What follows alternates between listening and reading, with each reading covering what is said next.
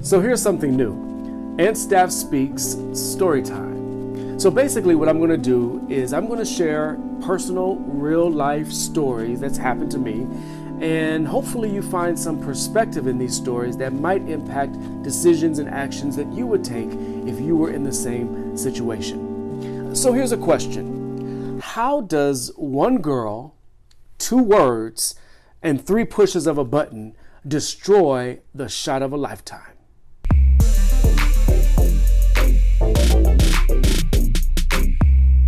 Okay, so here it is. A few years ago, I was working as a television producer for an awards show.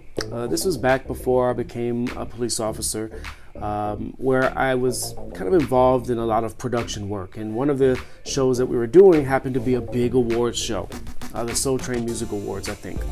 And anyway, when you are in the middle of an awards show season, you have to staff up, get more people to help. It becomes really busy. And at the time, I had an assistant. Her name is Sharon. Sharon, if you're watching, I hope all is well.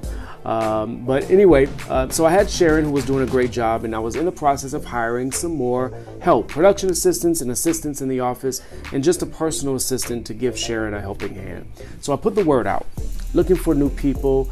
And of course, I got resumes left and right, tons of resumes. And so I had been interviewing people for over a period of maybe a few days.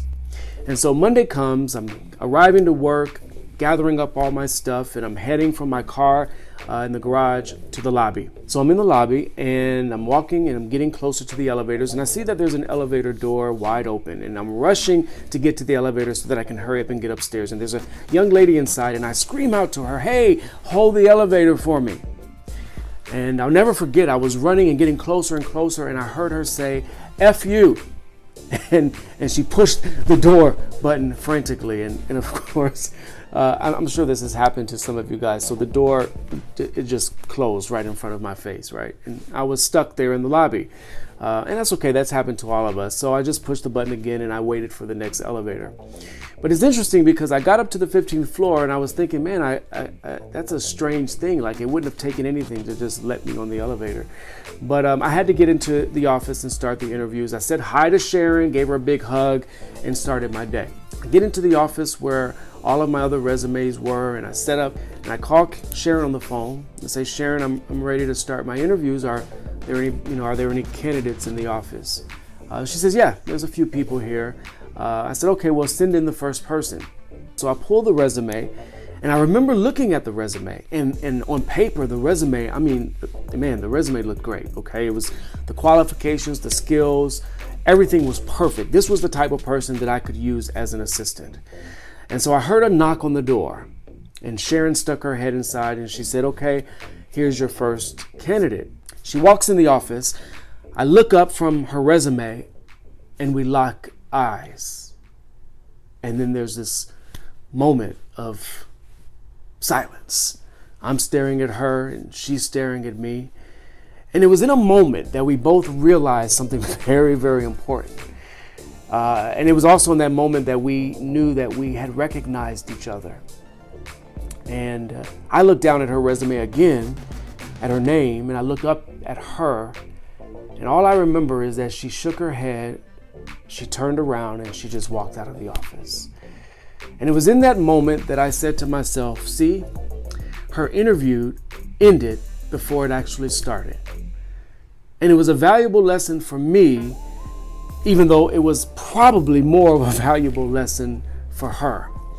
Because I think she understood in that moment that the encounter that we had at the elevator, when she said her words, "F you," and pressed the button 2 or 3 times and shut the door, that was the moment that she actually had her interview.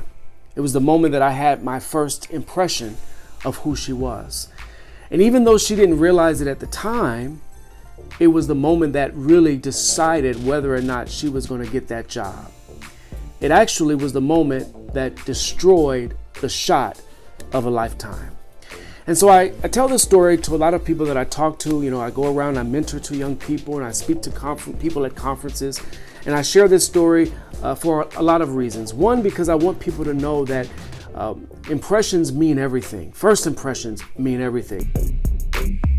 Here's a young lady who was the perfect candidate for this job. She had everything right. Everything was going good for her on paper, and she came on time and she was ready to do that interview.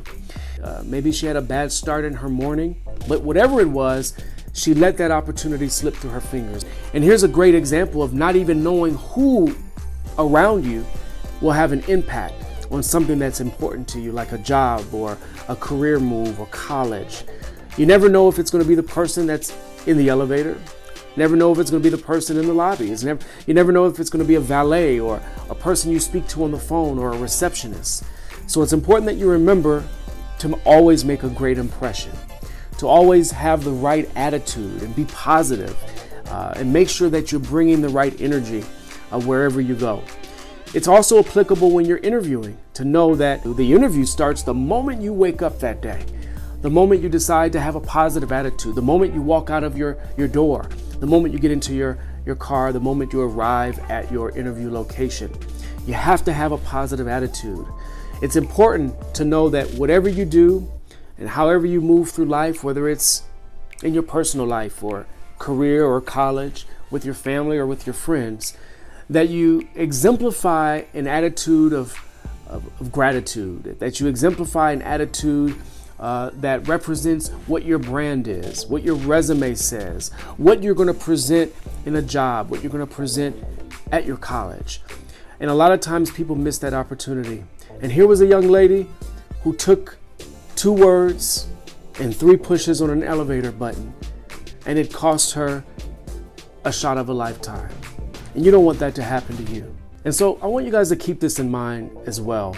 It's not how great you are at something or how wonderful your resume looks or what kind of skills and qualifications you might have.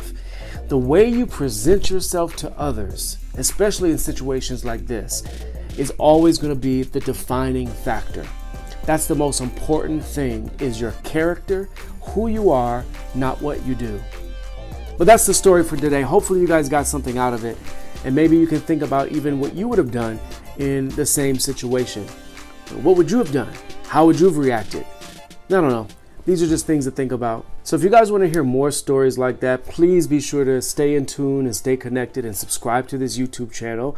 You can always visit me on my website, and of course follow me on my social media, and we can always stay connected. I love to hear from you guys, and remember, resist your fear, demand your dream. I'll see you guys real soon.